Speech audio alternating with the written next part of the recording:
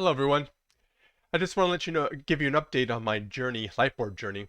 I recently posted a video for a student with my Lightboard talking about the unemployment rate, and I got some really good reviews.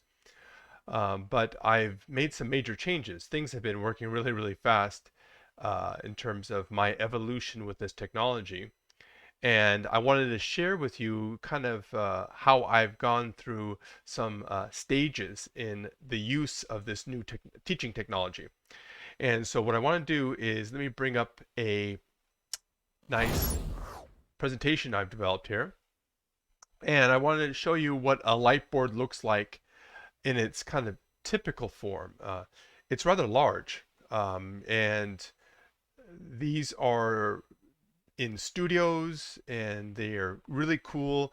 But for me, they had some issues. What were the issues? Well, uh, the pro in for these technology was that the size, you could have yourself completely seen by your students on camera, and you could utilize the lightboard as you would with a whiteboard because you have so much space. Now that's the big pro. The cons was obviously these things are incredibly expensive. If you were to buy this from a manufacturer, I've seen them as high as $10,000 for these full, like, 8 foot by 6 foot um, plexiglass monsters. Too expensive for everybody on this planet. The other one is the space needed. Look at this setup that you see here.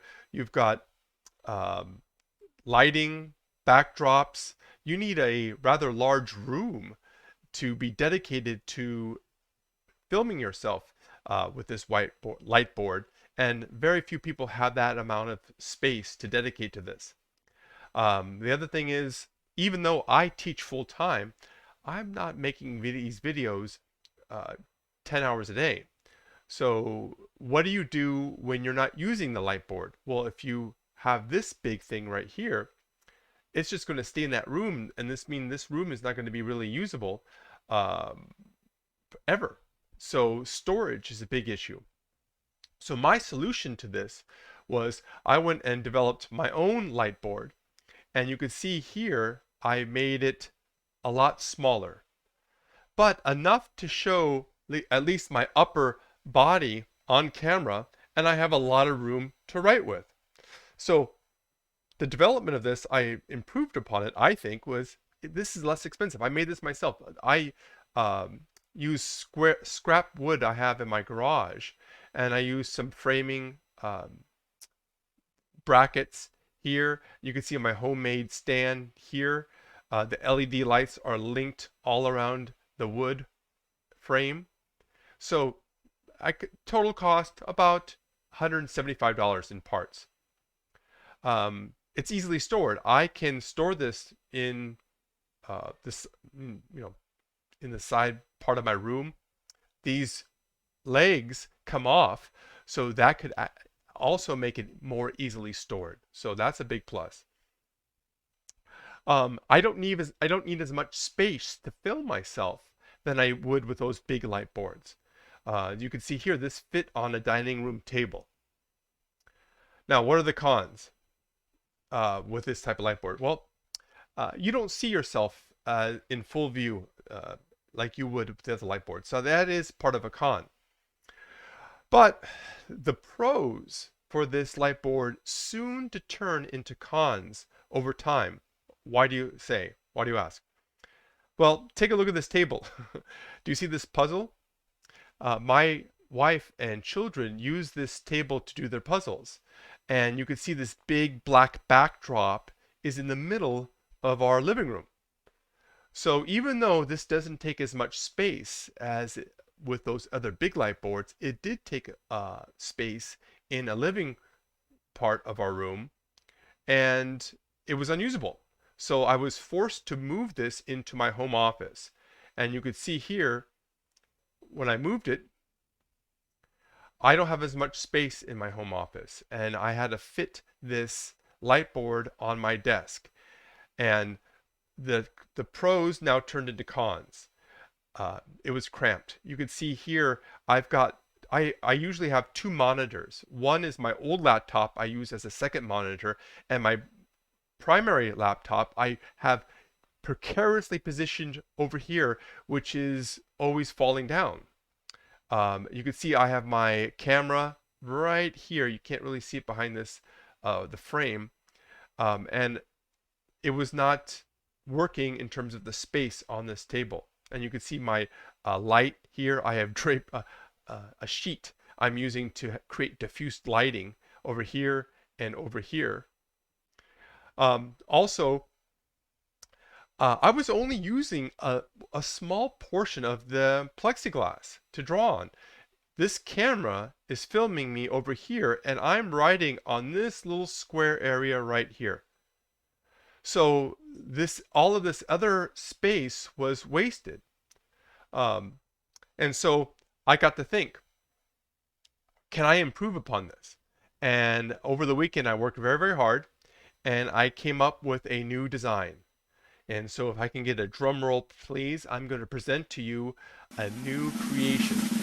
And here it is. I present to you the DNSUX 3000. What does DNSUX stand for? That's does not suck 3000. And this is my new Lightboard. This is going to be an improvement on what was an improvement on the original design. Let me walk you through it. Here is how it looks. So I've got it mounted on the edge of my table. I've got the LED lights going through here. And I now have all of this space cleared up. So now I've got all of the pros. It's less expensive to build than my version. It's because it's smaller. I could store this easily. I could store this almost in a drawer. I don't need as much space. As you can see here, my desk is now cleared up. I clearly have enough space for a second monitor. And the cons, there are no cons. This is perfect. I'm sure I'm going to discover some cons as I use this. But right now, it's serving my needs nicely. So let me walk you through how I built this new version. First of all, and by the way, I have all of the parts listed in the description below if you want to build your own. And please comment, make a comment below, and I will answer your questions. So what do I have here? I've got a roll of gaffer's tape. Gaffer's tape is a special type of tape that people use, I guess, in sound crews for musicians. It's almost like duct tape, but it's not as damaging to material when you take it off. But the key here is the color of this tape is chrome green, which is needed to blend in the Lightboard against the green screen, and I can filter it out in OBS. So that's critical. And here is my little very inexpensive arm that I bought. Now this is nearly perfect, but there is a design flaw with this particular mounting stand that I bought. This little joint right here was not machined very well, and there's a little bit of play in it. And I've tried to fix that with some JB Weld bonding cement to try to stop that give. And it worked for a while, but after moving it here and there, that play has come back. So I'm still trying to solve that. It's almost positive perfect. There may be some more expensive versions of this, but this concept, this proves that this concept works. So it's good enough. So what I did was I used an extra piece of plexiglass I bought when I made my first Lightboard, and I cut it on my table saw, and table saws are great to cut plexiglass. And by the way, this workbench, I have a video tour of this workbench on my YouTube channel if you wanted to see how I built this workbench. But I cut the plexiglass with my table saw. You could cut it with a handsaw if needed. Just be careful and keep the protective film that comes with the plexiglass on, because plexiglass scratches so easily and it could really affect how it appears on camera. So keep the plexiglass, keep the film on the plexiglass while you cut it. Then what I did is I got some scrap wood out of my garage, and the dimensions of this are 1.5 by 2 by 5, so it's a very small piece of wood. I cut the size, and then I use my table saw to cut in this notch where I wedge in the plexiglass. It's a really tight fit, which is great. That's what you want. And then what I did was I bought some what they call T-nuts. This is basically something that has some threads that I can use to thread in the stand that I bought online. And let me show you how it looks. This will screw into this block. And then what I do is I tape it up. I got the LED lights, I put it along the edges, and then I used that gaffer's tape and I taped it along here. And I didn't need to tape every aspect of the stand because only this part up is visible. So that's how it looks. And if I want to show you how it performs, I can go to how it looks in use, and what you see in front of me is the new Lightboard. It looks just like the bigger one, and I could write the DNSUX 3000, and so it works just as fine. And let me show you how things look when I take off the filter. I'm going to go and take off the filter, similarities, and you can see here, this is how it looks without the green screen. And you can see the tape hides everything nicely. This does not need to be taped because it's not seen. So if I bring back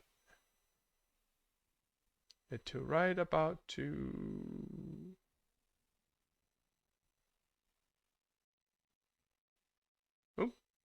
right about, that's good enough. So you can see it, I got to play with the settings again to get it to be perfect, but that you get the idea.